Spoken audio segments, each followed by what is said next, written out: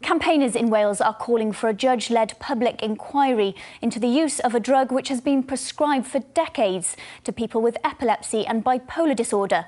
A safety review into sodium valproate is underway after some women were told to keep taking the drug during pregnancy, which harmed their children in the womb. One leading campaigner from Caerphilly is giving evidence to the European-wide safety review in London today. Kate Scott-Williams reports. Do you think you would like to learn to drive or anything like that?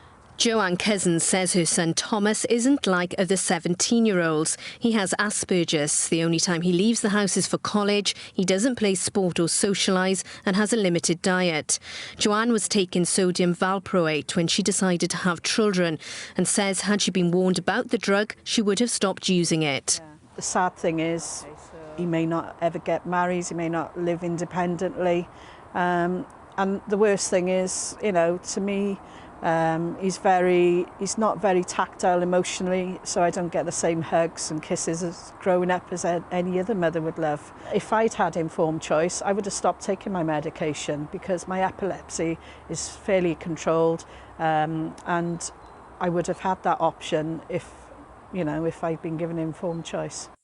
Sodium valproate is an effective drug for epilepsy and bipolar disorders, but it carries a 10% risk for physical abnormalities for babies exposed to it in the womb and a 30 to 40% risk of autism, learning disabilities and low IQ. It's estimated that around 20,000 children have been left with physical and mental disabilities in the UK. Campaigners want a public inquiry into the drug, which it said has affected more people than the thalidomide scandal, which left babies with deformities after their mothers took the drug as a cure for morning sickness. Certainly, over the period, been more people damaged by valproate than thalidomide.